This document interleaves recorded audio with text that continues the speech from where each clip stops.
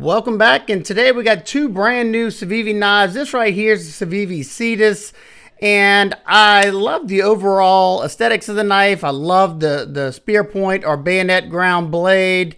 I like the contouring on the scales, but the only thing that stopped me from loving the knife is they had a stainless steel frame lock. I put the aftermarket milled titanium clip on it, but the stainless steel frame lock makes it really butt heavy, and then it's blasted, so there's always a chance of corrosion there, and it just made look, it's very butt heavy. And I didn't love the bead blasted finish, even though, you know, their bead blast haven't really had any issues with it. But overall, I like the knife, but you know, that's the only things that kept me from highly recommending it. So now they listened to us, and we have a brand new Cetus. This one has green burlap micarta. Definitely don't like this colorway, but they also have it in the black canvas. I think they call it coarse, and it has very nice grippiness to it. It's still nice and contoured. They softened all the edges, and you have it on the back side. So not only they get rid of the frame lock, they also did not put a stainless liner on the show side scale. Outstanding. So what that means is this knife should be lighter. So the original one's coming in at 3.827 ounces, which is not bad, but like I said, it feels a lot heavier in hand because of the balance point on the knife. The new one is coming in at 3.1664 ounces. Outstanding. That weight is very good, especially being that you have a 3.48 inch blade and an overall length of just shy of 8 inches at like 7.99 inches. So very lightweight for its size. I love that they didn't put that liner there. You just have a locking liner. And I love the fact that they listen to everybody's suggestions and try to give us what we want. You have nice grippy jimping still up here. And instead of this bead blasted finish, they have this beautiful black wash finish that I like. I like that finish. It looks nice. It holds up to wear pretty well.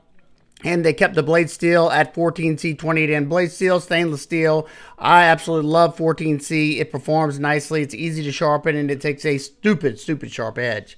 Being that this tip is in line with that pivot, it's going to be great for just about anything you do with it. You have a neutral handle. It's comfortable in any grip that I hold it in. Very nice. That clip stays out of the way of my hands. You can do a nice little pinch grip, grabbing that. You got a nice needle-like point for doing drag cuts. And this knife is a pretty good slicer. Comes down to around 16 to 17 thousandths behind the edge. Now, after you sharpen it a few times, of course, it's going to widen up rather quickly because this is a flat grind and it's a short height grind. But as long as you keep a nice sharp edge on it, it should perform really well. You have a sharpening choil that clears the plunge line, and you should have some sharpening light before it starts to widen up back there. You have a pretty minimal flipper tab with some jimping there. Functions excellent.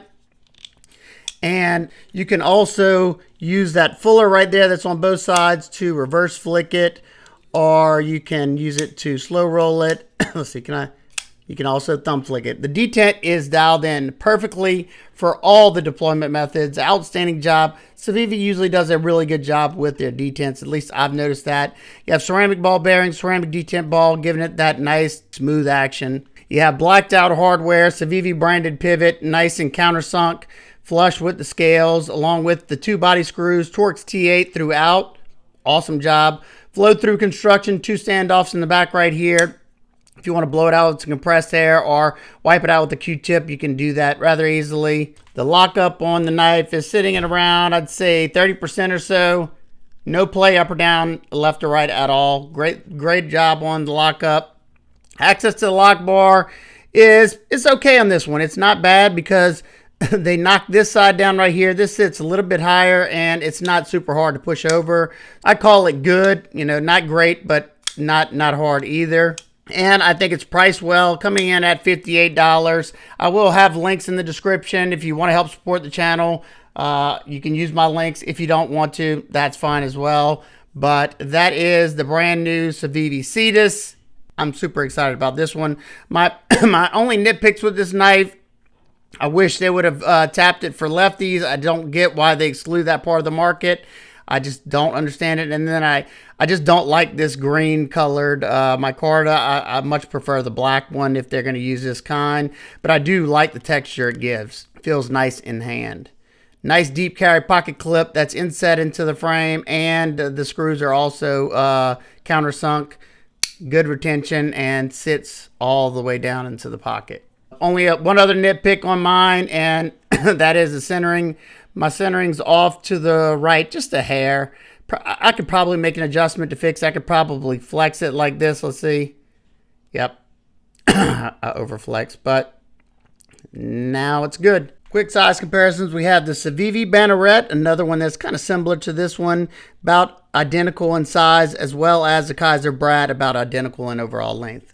Next, we have the Ontario Rat Model 1 and 2, and the Spyderco PM2 and Power 3. Final thoughts on this one, highly recommended. Absolutely love it. Next, we have a bunch of Elementums. This is the original one, flipper, D2 steel, and this one I swapped with some micarta scales, but they all original ones came with G10. But after this one, they dropped the Civivi button lock Elementum. This is the pretty much gravity knife that you have to depress that button to deploy the knife. And probably one of my favorite Elementums to date. Love the button lock Elementum, super slicey. This one has 14C 28N blade steel. And then they had several different exclusives. This one is S35VN one. I think it was a Blade HQ exclusive. I put their aftermarket frag titanium scales on it. And I had always wished that they had done this with a thumb stud. So I drilled this one to add my own thumb stud. So this, for the longest time, was my favorite Elementum, especially it's in S35VN. And then I also had a mill titanium clip on it. So this one's tricked out to the max. And then later, they came out with the mini Elementum, this little micro Elementum, with the brushed brass and the stainless steel frame lock. And I think this one's 14C as well, with the brush finish on that blade. T90 there. I think the year before last, they came out with the Tanto Elementum, which is it's the original Elementum frame with the Tanto blade and D2 steel. It's a pretty crazy looking Tanto drop point. I don't think these did all that well. I think they already discontinued these. And then after that, they dropped the Civivi Elementum 2 button lock.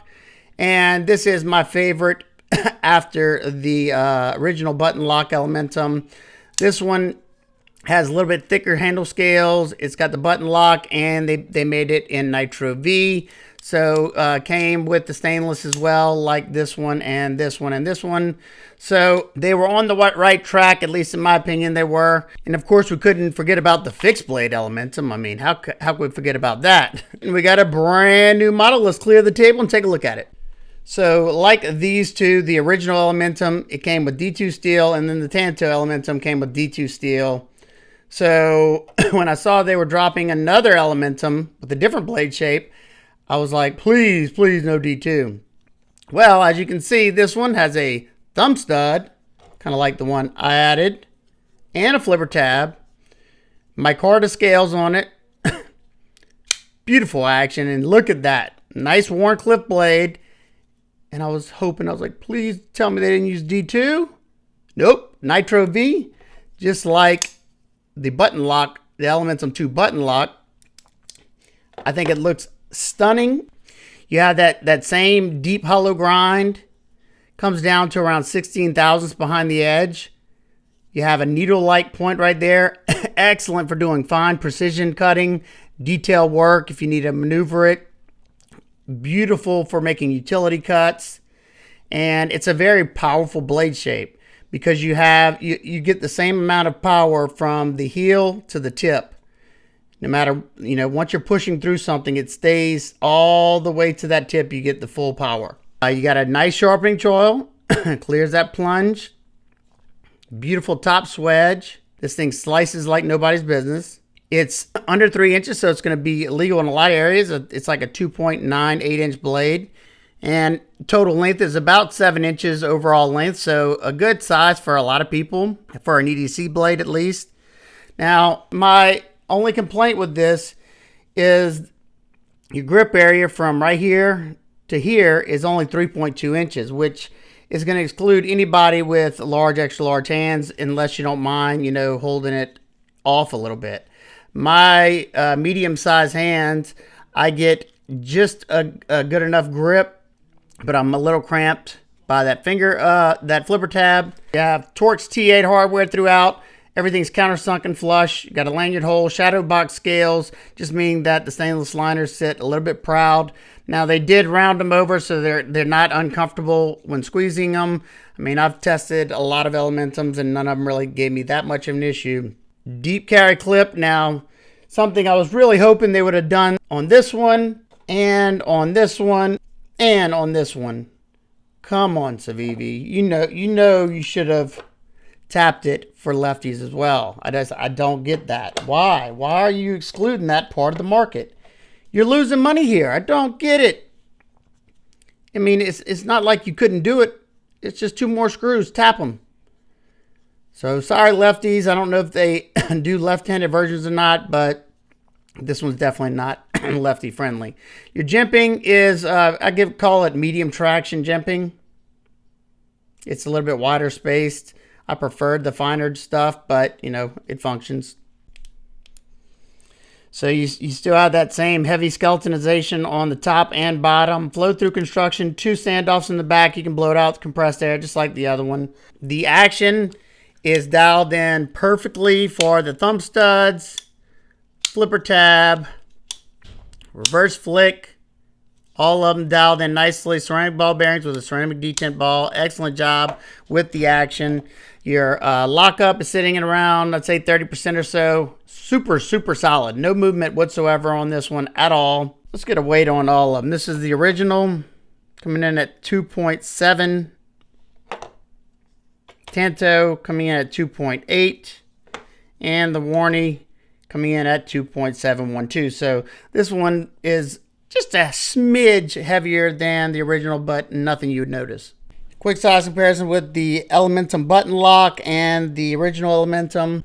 Next to QSP Penguin and the Ontario Rat 2. Lastly, we have the Spyderco Para 3 and the Hogue Ritter Mini RSK. Nitpicks and complaints. I think they could have made this a little bit grippier and extended it a little bit further, because I usually sit like this. Also, like I mentioned earlier, you're cramped right here. I think I may remove this flipper tab. That way I can get closer up and I don't feel crammed up in there. I think it would be a lot better. And I think it would look a lot cleaner without that flipper tab. Very, very clean looking right there. Y'all let me know what y'all think about that. And also, just like on the original Elementum, the lock access is just okay, because it sits a little bit higher. You got that texture on it, so it's not the most comfortable to do. I use the fat of my thumb. It's a lot easier. Now, is it, difficult? No, it's just not the easiest. But the action's awesome. It's super slicey.